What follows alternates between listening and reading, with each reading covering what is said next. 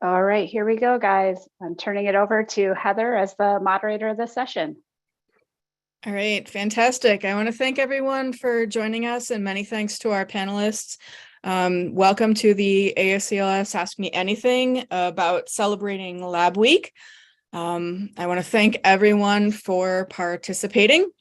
If our panelists want to go ahead and go through and introduce themselves, I will go in order of who I see on my screen. So Jim, if you want to go first.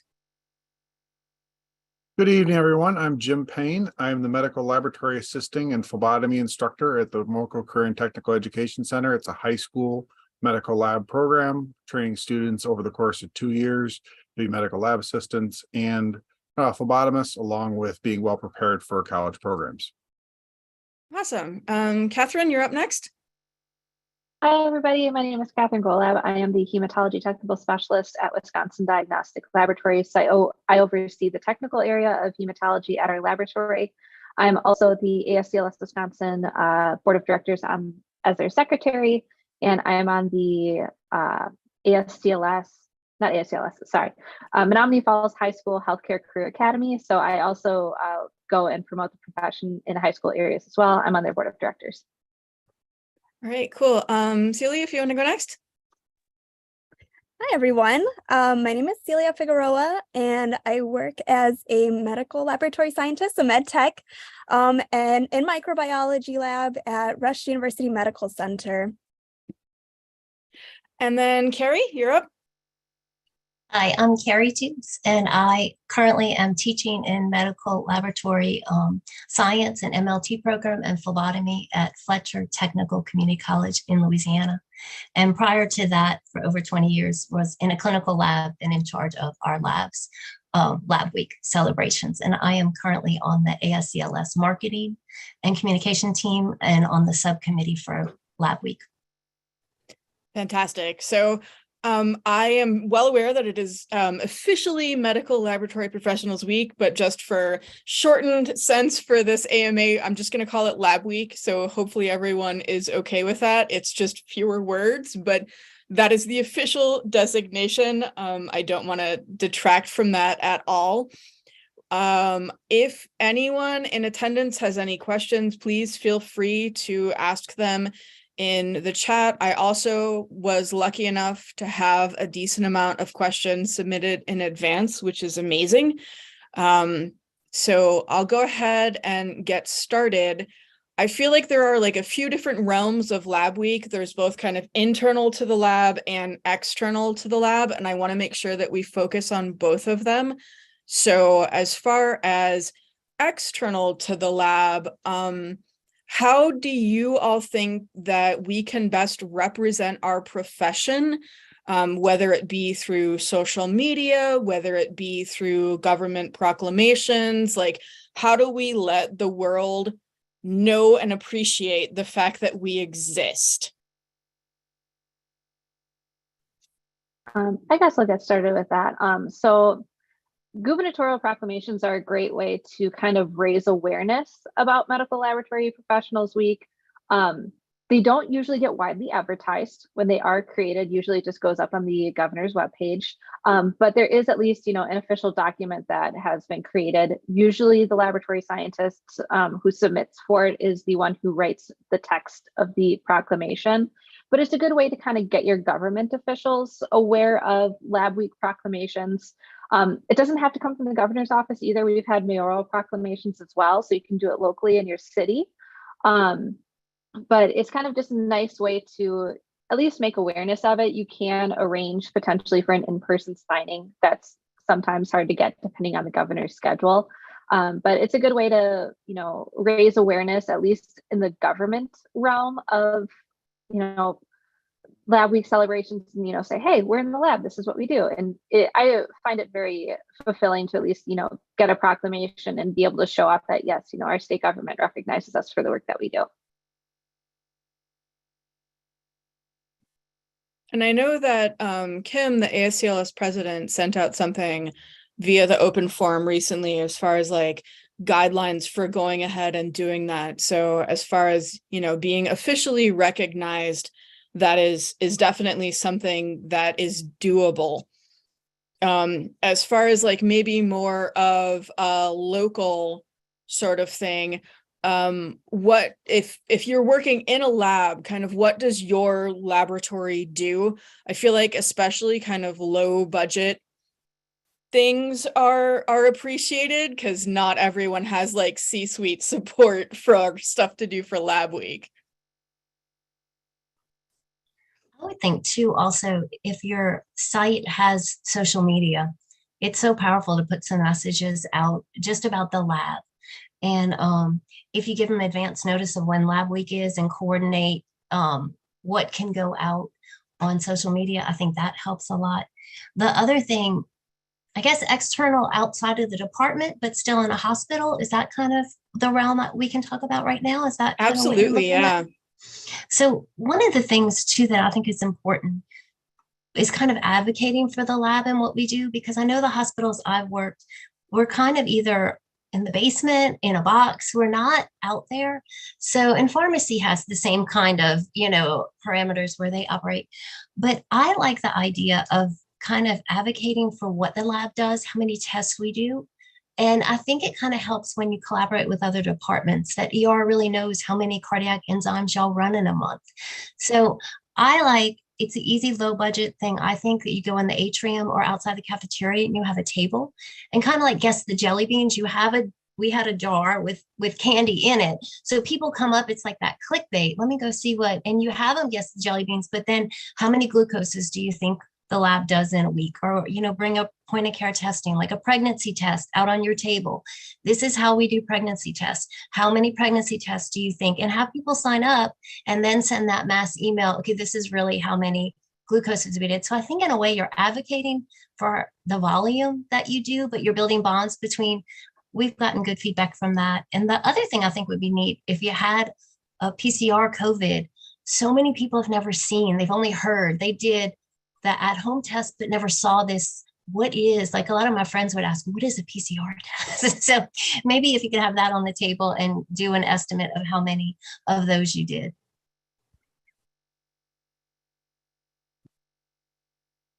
I love that kind of a show the hospital. Hey, this is what we do. This is how much effort we put into it and how many tests we run.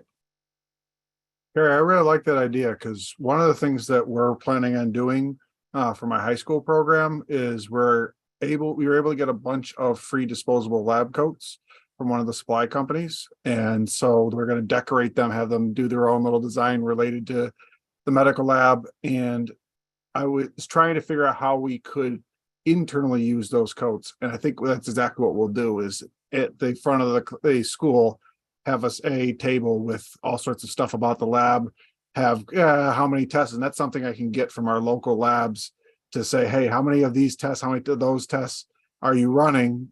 And have people try to guess, what they got. And that's a really good idea. I like that a lot. And just a heads up for anyone watching, I intend to make a post on the ASCLS open forum once this is posted up to YouTube to give both the link to the recording and a way for people to share, documents, images, files, etc. So just so none of us are reinventing the wheel. I know Carrie was very interested in let's not reinvent the wheel if something out there is already working. So definitely be on the lookout for that. Is there anything that any of you have tried that like specifically seemed to resonate with people as far as Lab Week goes? One thing that, go ahead. one thing that we did is we had open houses in the lab where they could come in, people could, several times during the day where people could just come and we took them around the lab and showed them the different areas. We had posters made for each area so people, would know, well, this is where that happens. And they could, because they don't know what happens in the lab. They the lab by the phlebotomists, which is what they see, and that's who they see. And so to get them inside where we actually can show them this phlebotomists bring us and we do the testing, and people really enjoyed that. And it was actually open to community, not just to hospital employees. I'm surprised that your lab let you do that. I know the one where I worked, it was like very shut down, like, no. So that's amazing. We had to make sure computers weren't up where people could see patient names and stuff, but yeah, they could. And there weren't a lot of people in the group that came there. They just, there were maybe 10 at the most. And like I said, it was 3 or 4 times during the day. And the people who came really liked it. So that's awesome. You would have to get approval, yes, to be able to do that. We do that, or we used to do that before COVID. We used to bring nurses and other healthcare providers in our hospital through our lab. Not necessarily during lab week, but we'd bring them through the lab at least and, show them what we did because, we had a bunch of collaborative groups within the hospital and then with the lab. So that way then we could help, I don't want to say be involved with decisions, but at least, know what impact we're having out on the floors. One thing that we do almost every single year is we do a scavenger hunt where we post different signs around the lab, and we do it kind of like Pac-Man, where the answer could lead you to 1 or 2 different departments. And if you go to the wrong department, you get one of the little ghosts. But if you get to the right department, you get a different character. And eventually, if you get to the right department at the end, you get a free prize. So we do that internally for Lab Week as well. So we try and involve the staff in our Lab Week celebrations. I'm curious how you facilitate, like, making sure that the staff has the time to do that. Usually it's on breaks, but what happens is like at the beginning of the week, they're like, here's everything that we're doing for Lab Week. And we'll get an email that has this sheet of paper in it that has the little scavenger hunt questions and everything. And you fill that out throughout the week, and you have to submit it by, like, say 2:00 on Friday to get either a raffle. You'll get an automatic prize. Usually it's like a pen or a pad of paper or something. And then you get submitted for like a $25 gift card when you submit it at the end. So you have the entire week when you're working to be able to, win a prize. Oh, fun. I know in the chat, Tula pointed out that, kind of off the topic of tests performed, maybe using the lab coats to guess how many people work in the lab doing each sort of test. So I think that might also be kind of a fun thing to say, yeah, there are this many tests and this many people who do them. This many. So we're killing it in the lab. Like, look at how much we can do. We used to have games throughout the week, and we would set them out on Monday or Sunday, really, so that the night techs, everyone, depending on when they had time, they could work on it. And so we had due dates towards the end, Thursday and usually Friday. We do prizes, but that way, whenever your downtime was. But one of the things we did that really went over well, and it's kind of low cost, and Heather and I had talked about Lab Week, you have this group of people in the lab who think, this is my week, I should be honored, everybody should do for me. And then you have these people like, no, we're advocating, we're getting out of the lab and showing them. So how do you make those two constituents, how do you make them compromise? And the thing we did that really went over well, and it was advocating, and it was getting different departments on board. But I'm from Louisiana, so everybody likes to eat, everybody likes to cook. So we had a big cook-off. And so we signed up, and you brought a dish, and we had creative, best taste, most lab-like. So we had white blood cell cookies one time. Like, people got real creative. But what we did was we laid it all out, and people, like, they did their tables up. They bought their best napkins and, really arranged and styled their table. But then we got celebrity judges. And that's where we keyed in on who we needed to build a bridge with. If there was a new infectious disease doctor, if ICU, we really needed to mend our ER, to pharmacy, we'd get all this, we'd invite judges. And then they came and got a free lunch, and the food was good, and they voted on the dishes. But it became like, well, I didn't get an invitation. Who are the judges this year? And so the judges had fun, and then they mingled, then we could all eat after. So that was something that went over really, really well. Our cook-off was a big hit.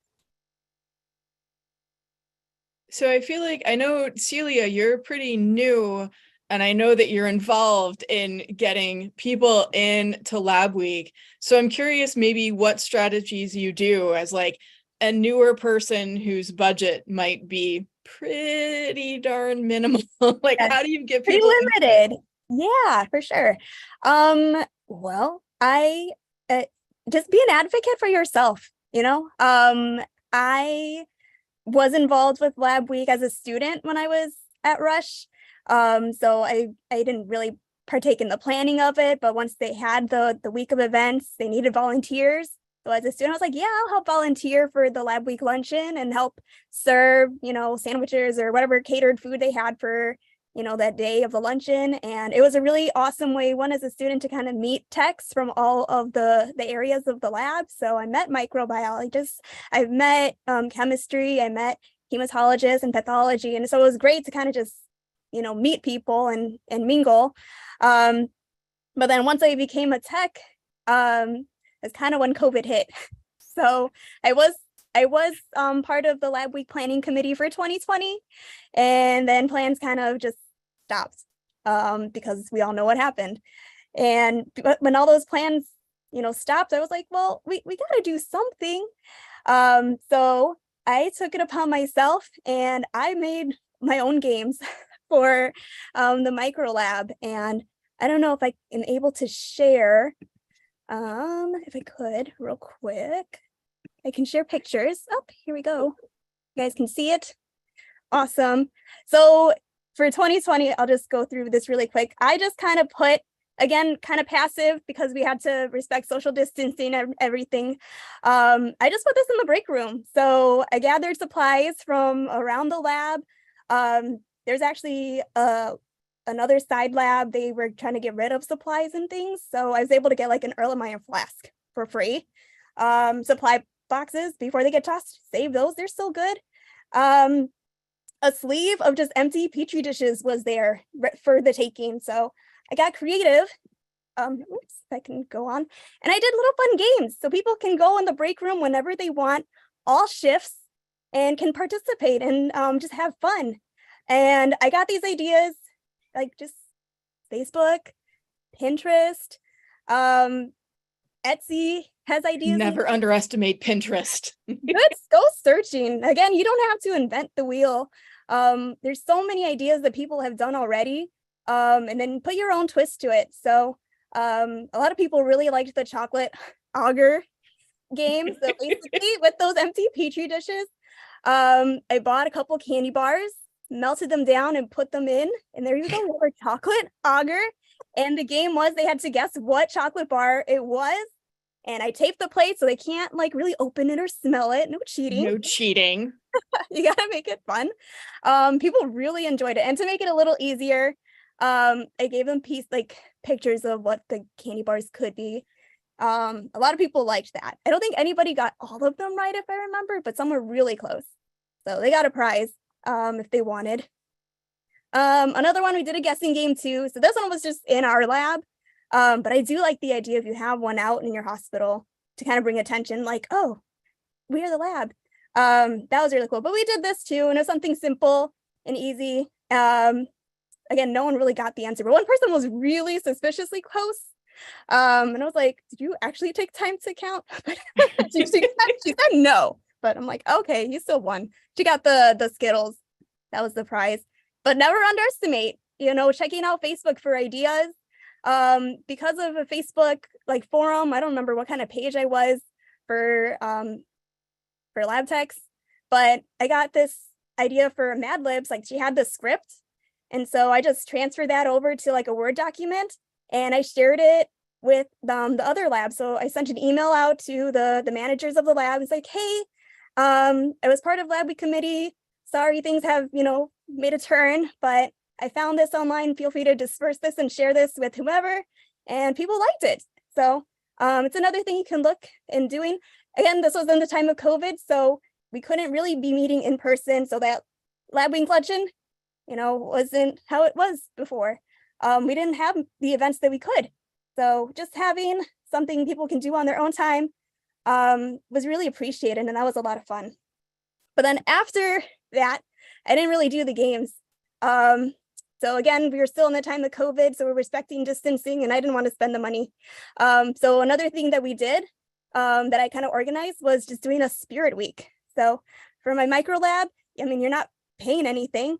Just have a different theme for every day, and people can participate if they want to and dress up in whatever corresponding theme it is.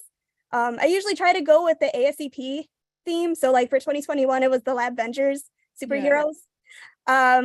So I implemented that with like our superhero day. But I got input from other people in the lab, like get their support and ask for their advice if they would want to participate in it. And people were like, yeah, let's do it. And I was like, oh, okay, let's go. And it turned out to be a hit. So of course, not everyone's going to participate, but for those who do, they really go all out.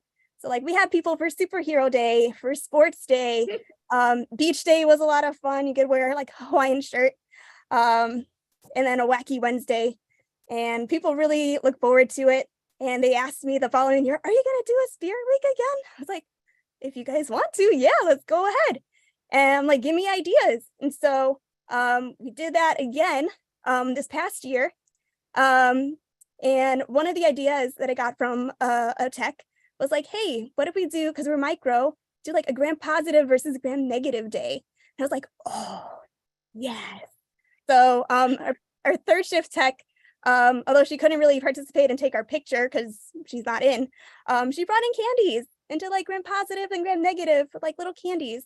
And then that's so cute. And it's so cute. She left it in the break room. I was like, ah, yes, I love it. So this was our Spirit Week poster for this last year. So we had our gram positive, gram negative day, and it was the ASCP theme was like back to the future, back to the lab. So we did a decades week. So every day we did a different decade, except for the Monday where we did the our gram stain day. And that was a lot of fun too. More people were wanted to participate. We are in the midst of planning for this year. People are already asking like, what are the themes? I was like, we got to plan that out. Give me ideas. And I actually had an email from someone from another lab. They're like, hey, are you the one in micro organizing the Spirit Weeks? Because I hear through the grapevine that micro's having all the fun, and I wish it would transfer to the other labs. And I was like, all right, let's make that happen. So this year we are coming back. We have an actual lab week committee. I'm pulling people from core lab, we're trying to get someone from blood bank. They're kind of busy. Have some other people from like the molecular lab, HLA lab, pathology. So we can once again kind of make it a bigger thing for all the labs to like have fun and participate. So those are things to look forward to this coming year. But again, low budget, like you don't have to pay anything. You just come dressed up. And we do have like a potluck, so people can bring food, whatever. That's always a good thing. Any reason to party and bring food. Let's go. So I kind of want to work in Celia's lab now. Oh, we have fun. Micro has fun. But all the labs can have fun. And that's the point of this, right? So ideas, I usually go Pinterest. They have tons of ideas and pictures, get inspiration. So like you said, with the white blood cell cookies, like you can do that. Or maybe someone's really creative and loves baking, they can do it. That's fun. And that gives them like a reason to participate and, you know, feel like they're involved too. But also like Etsy. So buy lab week shirts, or, you know, give the option for people to do it. Maybe your lab will like, yeah, let's all pitch in and get a shirt and wear it for, you know, one of the Spirit Week days. That's fun. We did that for like Halloween. I found a shirt and it was like, this is so cute. And someone saw it over my shoulders like, oh, I want to get that. And so they sent the link to the other lab mates and we all wore it for Halloween, and it was a lot of fun. But tons of ideas, and these are some of my favorite Etsy shops I'm just sharing. And then shout out, we have a fellow ASCLS member have her own Etsy shop. She has lab week deals, so shout out to Sophia's Warbler Work Studio. Give her some love, but really just have a fun lab week. And those are a few of the ideas that I've done. Thanks for letting me share, but I'm happy and eager to hear what other people have in store so I can maybe implement that in my lab this year and share that with the other areas. So I'm going to stop sharing. So I know that we have people who have reached out to high school or middle school students. I'm curious what your ideas are as far as outreach goes to kind of bring people into our phenomenal profession. What have y'all tried?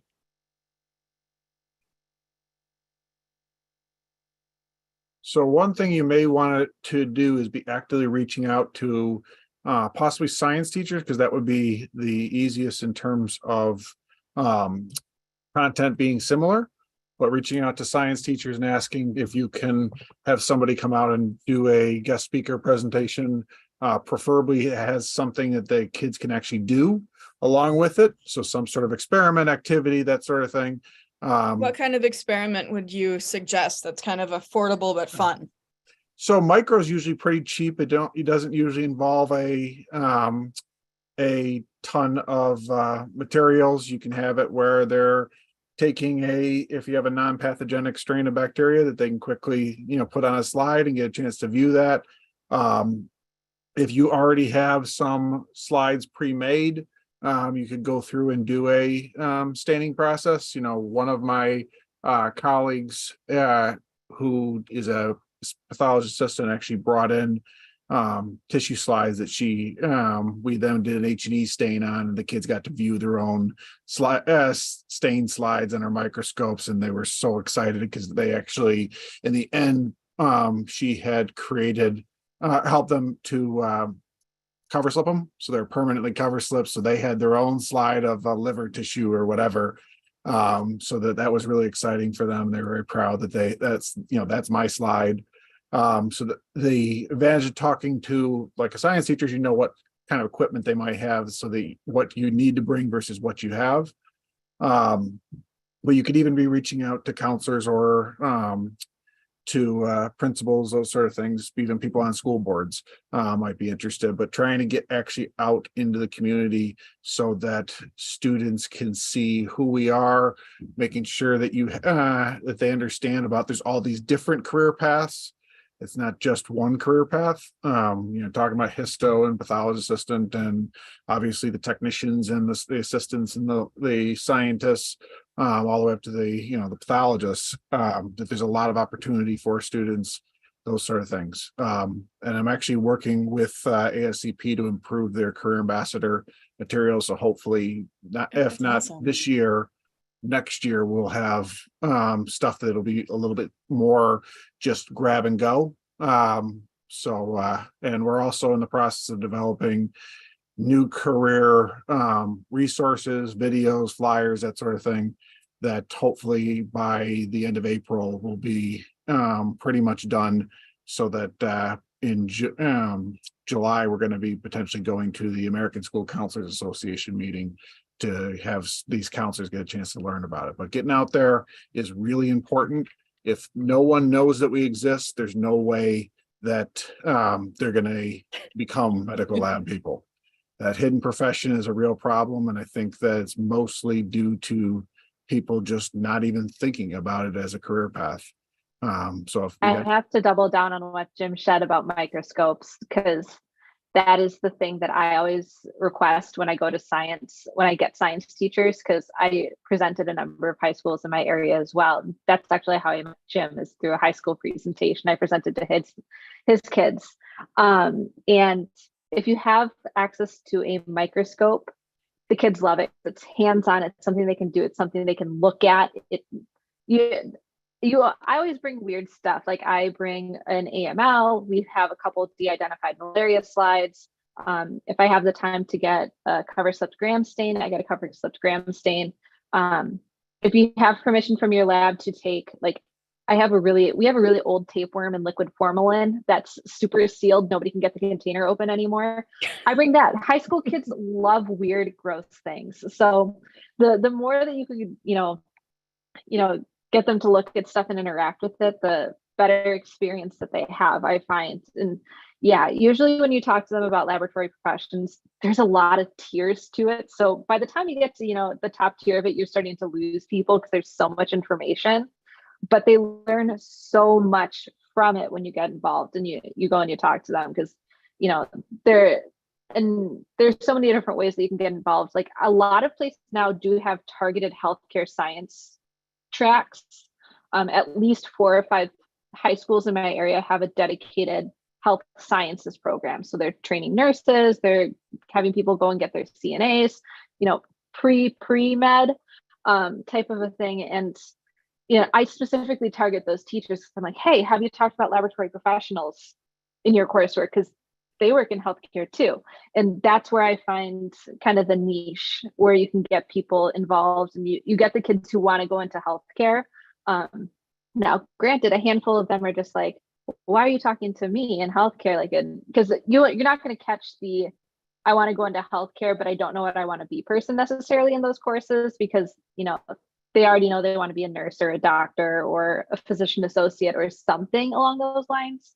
So catching the broader science students or career fairs or anything like that is, absolutely amazing to do. And getting involved with high school counselors is great too, because, they're the ones who are talking to the kids all the time about, this is what you should be looking at if you want to go into it. I had a high school counselor tour my lab back before COVID a couple of years ago. And my mom works with him still, and he still says it is the best thing he's ever done as a career advisor, because he's just like, I had so much fun. I learned so much stuff. It's so cool to see what it looks like. He still talks about it, and it's been like 4 years. So it's it's something that you can have a big impact on. Well, especially with those high school counselors, you got to remember high school counselors went from high school to mostly went to college, then went and got their master's in counseling, and now are in a school. So they pretty much have spent their entire lives in a school. And so they don't have necessarily the full understanding of every possible career path. So getting them in there, if you can do that, that's huge, because then they get a chance to really understand what's going on. What are the things that students who are going to go into these fields, especially if you can show them from the entry level all the way up. If I got an A student that they think is only going to go that entry level, then you can help them understand that. They think they want to go higher, same sort of thing. But having that full breadth of understanding is huge, and knowing that it's not just I got a blood draw and magically I have a diagnosis, that there was a whole bunch of stuff that went on. They actually see it, feel it, touch it, those sort of things. I'm just going to say 2 techs that I worked with, the way they found their profession was in 6th grade. Someone from the lab, our lab director, came in and talked about blood typing. And from 6th grade, they were like, that is really cool. And then one of them later got to work with him, and he hired her. That was how she got in. And then I'm going to just kind of segue from high school into community college. Our area just got an MLT program in our community college. So we're under 5 years old. And there's a lot of people in our school that they don't know what the term MLT even stands for. So Lab Week is a time for us to get out in our community college and explain what MLT is, what do we do? And so we take Lab Week to do that. And then we also encourage our students, empower them, effective communication. They have to run a table related to a microorganism. And one of my students is in here. I just scrolled attendee, so I won't call her out unless she wants. But they're empowered to find something. These are people that may not be microbiologists ever, but they are empowered. What could you add to our community? So why pregnant women can't eat soft cheeses. That's a table that one of them runs. So they educate college age females or possibly their partners, why they can't have, what are the repercussions. We're doing fast food recalls. We're doing the eye drops you saw recently. What are they contaminated with? So it's really great for my students to have a table. It's effective communication, but it's really great for our other instructors. I get a lot of comments. I didn't know that's what MLT stood for. I didn't know what y'all did. So that's one of the things we invite our clinical preceptors back to Secret Shop. And so that's been real popular for us. So we're having our second one this year. As far as outreach goes, no, I was gonna say, I think we don't know what people do is very common in career advisement, because my MLS program at UW-Oshkosh has been there for a while. It definitely has been there since like the 90s. And when I was touring, I wanted to be an X-ray tech originally, and I got the worst career advice, but also the best career advice of my life when they told me they didn't have an X-ray tech program. They told me that I should go into medical technology, because that's what it was called at the time, because it's practically the same thing as X-ray. So, and that came from a college career advisor who specifically worked with the sciences. So you never know little or how much people are going to know, even for a program that's been around for a while. So I think what you're doing at the college is great because you're making sure that so many people understand what laboratory sciences are. Oh, Lord. As far as outreach goes, as the APF chair, I would be remiss if I did not recommend the Lab Week run.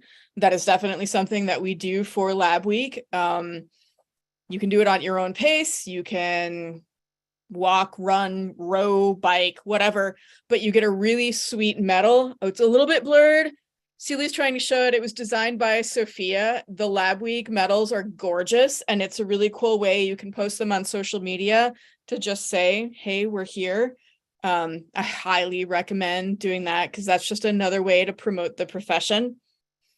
As far as inside the lab, Celia, I know you mentioned doing games and giving out prizes, and I'm curious if anyone has been in kind of a management role or the recipient of some sort of award for participating in Lab Week activities. Kind of what did you give out? I mean, I love the question that I got was something affordable that'll make even the grumpy people smile and the cool people not roll their eyes.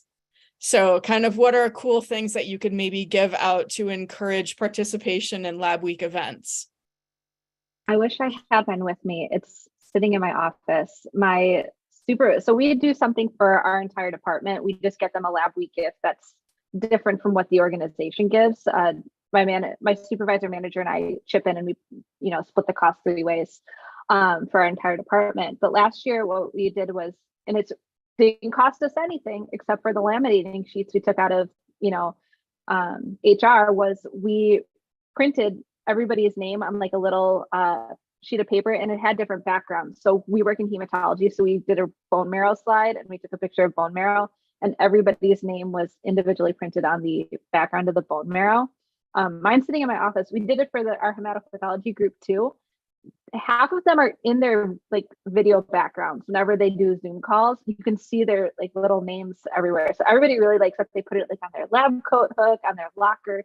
That was something that everybody genuinely really enjoyed. We also gave them, Lab Week pens because everybody uses pens in the laboratory and they often go missing. So a Lab Week pen is well used, along with just a ton of candy. So we bought candy and we put all that in little bags. So I thought that worked out really well for us last year and something that people genuinely really enjoyed.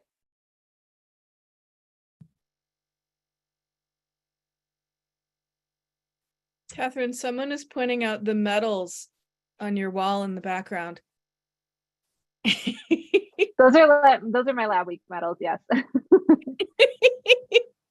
I think this year the nationally ASCLS is going to have where you can upload photos, and I think one of the categories is most scenic lab run. So if you have a particularly beautiful vista as you're doing your lab run, you'll be able to share it with everyone, and then there'll be an area where you can vote on doing the lab run. We were fortunate where I worked. There was a budget, so much per person annually that you could spend on each employee. So we would really try and conserve those dollars until Lab Week. And everything we gave out had to be branded from our hospital. But we got crawfish trays. That's something you use down here. That was one of our best gifts. So in the middle, it was the logo from the hospital. We'd given out everybody, especially if you work 12-hour shifts, you got to bring your snacks in. So we did ice chests, like small lunch kit ice chests, the soft kind. That was another really big hit. And then sometimes too at facilities, you don't have that. So they'll give you so much just to spend, and I would get different Lab Week gifts. And then there would be raffles or prizes for the games that we played to encourage that participation in those events.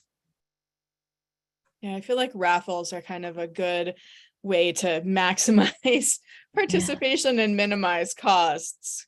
Yeah. And the other idea I wanted to share, maybe other people have this too, but when it gets stressful, conflicts seem to arise a lot in the lab. So then we would focus on team building and kind of trying to relate to people outside of just their lab persona. So having people match, guess whose pet is this, or we did whose tattoo is this, so everybody would volunteer. Some kind of quirky ideas that really worked were taking pictures of different people's hands or maybe their ears, and you just post all these ears and you try and guess whose ear is who. That was something that really, at first I was like, okay. And people really, it was low cost. It's really just, printing the pictures. That was fun. Vacation spots, so you couldn't be in it. And then there's always bring your old prom picture, bring a wedding. And that just kind of seems to bring the team together, where you can talk about something that's not, the pipettes are already depleted after you work. So that was good ideas, just to kind of bring people back into getting along and relating outside of the lab. We did TikTok filters last year. We took all of our new managers and leaders and supervisors and took photos with TikTok filters. It was actually very hard. Hardly anybody got it because some of them were unrecognizable with the filter. Wow. Someone asked how you involve recognition from outside the department. I know there was some talk about doing like, guess how many tests. I'm curious if anyone has anything else that they could set up like in the hospital to let nurses, doctors, people outside the lab know that we exist. If your hospital has a communications department, message them and see if you can. We have daily briefings in our emails. So we get daily as well as weekly messages. So if you can get something in your daily, weekly briefing, like ask them, it's like, hey, this is a huge thing. They're nursing week ones. We have lab week. Can you put this as like the top header? And they've done that at our hospital. The top header on one of our weekly briefings was, it's Laboratory Professionals Week. And then whether or not anybody read the article, I don't know, but that was the big header underneath the logoed header for our company. So if there's the communications department, or you can, there's somebody who's putting out all the daily communications, reach out to them and see if you can get something in their emails. We didn't have a communications department, but we sent an email to all the departments. The department director sent it to all the directors, and it said, Lab Week's coming up. Is there a particular lab employee that went above and beyond? We'd like to recognize them. So they sent it to the lab director, and every day she would read a couple of, and so we kind of had a wall that, just who got recognized. But I forgot this. When we're talking, you start remembering, oh my gosh, we did this. I went to an all-girls high school, so we couldn't have homecoming court. I mean, it just didn't really work. But we had most spirited, best dressed, things like that. So we took that into the lab, and we had a homecoming court, or a lab week court, and we all voted. So it was in the department, and you voted for best restocker. You voted for best press scrubs. They were best dressed. They had the coolest shoes. We had most helpful, and just kind of, but it was a neat way. Like that became, it's no cost. It's a printed certificate, and it was internal voting, and people waited to see who was going to be on that lab court. But it was also a nice way to say, hey, most on time, always on time. It's that everyone likes to be recognized. And so that was cool too. It's more internal than external, but the letters were really cool. And again, low cost. I would not get most on time. I'm like last minute clocking in. Do people have, we heard a ton of ideas for micro, which as someone who came from micro, I highly support that, but I'm curious if people have ideas for other departments, even though micro is the best.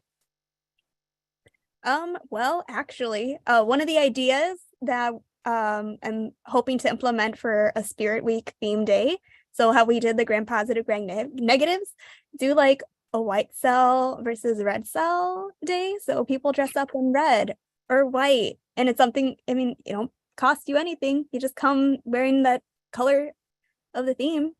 That's something for, heme, chemistry, any of blood. Micro too, we deal with blood. But yeah, I was very biased in my stuff, so micro for sure all the way. But I'm going to suggest this to our chemistry team this year. Guess the hemolysis, where you get a bunch of pictures of varying hemolyzed samples, and you guess what the hemolysis level is, because eventually you get very good at guessing what the hemolysis is on those tubes. You can guess it just within, a couple points. So if we can have people guess what the hemolysis level is, on the tubes. So I think that'd be something that'd be interesting to do. I also think that could be fun.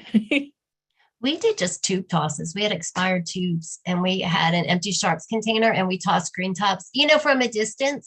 We did that. And then we did Petri lid. I don't know if y'all have heard of that can jam.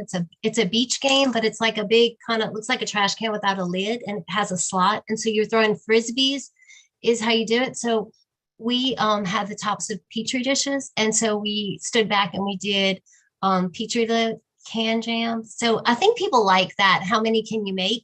So they get competitive, and so that's something we did one time. And the tubes, if you have expired tubes and you have an empty sharps container, that can be for the other departments. Did you do the sharps container that has the circle on the top, or was it like one of those where you could drop it in? Ours, it was actually an unput together sharps container. So it was just open. It was pretty. Oh, okay. Then we did a smaller one with just the little opening and dropping pipettes where you have to hold it like chest level and drop the pipette into. And then another thing that was really odd that really worked, another hospital in our area had given each department a potato. So they bought a sack of potatoes. They gave every department a potato and they had to decorate the potato based on their department. And they were really funny. That was kind of interesting also to see what they came up with there. So I'm in Idaho. We should do the potato decorating in Idaho, right? You should. Yes. I feel like it's a requirement. I don't know what you would use for the ring, but I could see using one of the chemistry racks with tubes and doing like a ring toss. That might be something kind of entertaining as far as like carnival game type things. Yeah. I think you sold me on all of those. That I'm doing all of those for I'm high school like, students. That sounds like an Olympics. incredible, Let's go. hour of James is taking games we're notes gonna over do. here Yeah, as you he's already sitting sold me, in. Carrie. That's perfect. Plus the ring game. You could do Lab Olympics and you dress whether you're red cell or white cell, and that's your team. Or gram-positive, gram-negative, micro versus heme. Or blood bank or whomever. Oh my goodness. I'm excited just talking about it. This is great. Also, another thing, I thought she was on here, but I don't see her on here. I'm getting my master's, and we have a capstone class, and we were talking about Lab Week. And so one of the Michelle Neville in my class shared, they did pets and their people, but then they did lab math, which a lot of people groan lab math because so much is calculated. But I asked her to share that with me, and I'll see if she can post it on ASCLS Connect. But having, manual LDL calculations, or, that would be, you're working on skills. So that's kind of cool, but you're also doing lab math. And they did skill stations. So I'm not sure if it was really fun skill stations or competency skill station, but I think it was more on the fun. So I'll find out from her too, and try and post what they did for their skill stations. Well, and Erica in the chat mentioned that her hospital would do a pumpkin contest in October, which my lab also used to do, where each department would decorate it how they wanted. I know that my lab would do the lab coat decorating contest for Lab Week, where some of the people, there was like a really like Candyland type thing where like each department of the lab was a different like theme in the Candyland lab coat. It was their coat won. I do not have that particular talent, but that was a really cool idea. Oh, and then during December, their lab does gingerbread houses as well. So fun ideas for holiday themed. I'm curious as far as social media goes, if any of you do anything as far as reaching out that way, because I feel like that's kind of an easy way to reach out to people. So I chair the social media committee for ASCP. So I can't say what we're doing this year for Lab Week because we have an entire campaign planned for. No spoilers. I'm not allowed to spoil. I would get in big trouble if I did. However, personally on my own page in the past, what I've done is, you get a free subscription to like Hootsuite or something where you can, because I'm primarily on Twitter, but you get an application that you can queue your tweets. So that way then, I'm on the bench a lot of the time, just like Cecilia is, you don't have time to you definitely should not be sitting on your phone at the bench and tweeting. But you definitely don't have time to do it throughout the day where it's consistent and you're hitting your kind of peak hours. And what I've done is I've queued a tweet like every hour saying, oh, this is what my lab did this year. This is how many, like during COVID, this is how many COVID tests we did this year. Or like, did you know that hematology does diagnosis leukemia? This is how they do it. And you do like little tweets where you're being informational about the lab and sharing what the lab does during lab week. There, can also be some like interactive type posts and be like, what department do you think does the most tests, every single year? And they could pick what department they think does the most laboratory tests and, be interactive, or like, I'm like what Carrie said, submit a photo. It's just like, oh, this is our lab week photo. And you submit and you do a bunch of, lab week stuff. You can put your gubernatorial proclamations on there as well. That I tweet my gubernatorial proclamations because I just saw Angela drop that in the chat. So, state and local proclamations are really big, especially if you can get your governor's office to do it on their social as well, because they're going to hit a lot of people that you don't. I actually think like 2 years ago, I tweeted, I'm like, hey, I got a gubernatorial proclamation for lab week. And my governor retweeted my tweet. Now, granted, it wasn't actually him. It was his, media manager, but they retweeted my tweet as well. So what I posted also got posted to the, official state pages as well. So it's just like, trying to find, that niche of where you can get people involved. If you tag people that are really like big people on Twitter, like, or big people on certain social media platforms, they can also repost what you're doing. Like, I know if I need something to go out that is related to hematopathology, I take my friend Dr. Mirza, because he will get it out there within an hour. And it's like, or if I have something related to laboratory education, I will tag Rodney, Dr. Rhodey, and he'll get it out there because they're very active and prolific. They're very active and prolific on social media too. So you want to make sure that one, you're doing the work yourself, but also maybe I don't do it in pictures. I don't take them in photos, but I will do a separate tweet on top of it and say, like, just do a bunch of Twitter handles. And if somebody sees what the original tweet was, they'll also put that out as well. I was gonna say, we only have 5 minutes left. I really kind of want to cover how to get a gubernatorial proclamation, because I think that's kind of important, because not everyone knows how to do it. I'm going to share my screen here really quickly as well. So this is my governor's website for Wisconsin. And let me interject for just a hot second. If people want to do this, get on it soon, because a lot of governor's offices require a lot of notice. So yeah, as I say, go now. ICE requires 45 to 120 days in advance. So we're just getting to the end of that window to be able to do it. Mine is really, at least for Wisconsin, it's really easy. Under his newsroom, there's just proclamations, and then you can request a proclamation. And it usually brings you to some type of, like Google form that gives you all of the requirements for what they would like. Sometimes it's not that easy. I had someone reach out to me from Alaska asking, how do I get a gubernatorial proclamation? I know you do it all the time. Sometimes it's buried. It's not as straightforward. Normally, it's not on the actual state page. It's going to be, again, on the governor page. So when I went to her governor's page, it's like, oh, proclamations, easy enough. This is just a list of all the proclamations that they have. This ended up actually being buried. There's, at the bottom of the contact the governor page, there's a constituent services page, which once you get into constituent services, what type of requests do you have? Oh, I want to request a proclamation. So, and again, they need 4 to 6 weeks to get the proclamation out. So, and it says short requests might not be honored. So you might have to dig around a little bit on your state governor's page, but there should be some type of request form out there to where you can get one. And if you don't know like where to get it, again, just reach out to that general contact information and state, hey, I need to request a proclamation. How do I do that? And someone from their media team or their communications team is usually very responsive. Anytime I've emailed my governor's office, I've gotten a response within 2 days. So you can usually, get it taken care of fairly easily. A lot of what they ask you is they ask you to request what specific language you want to be in your proclamation. They won't write it for you. But like I said, a lot of places have historical proclamations.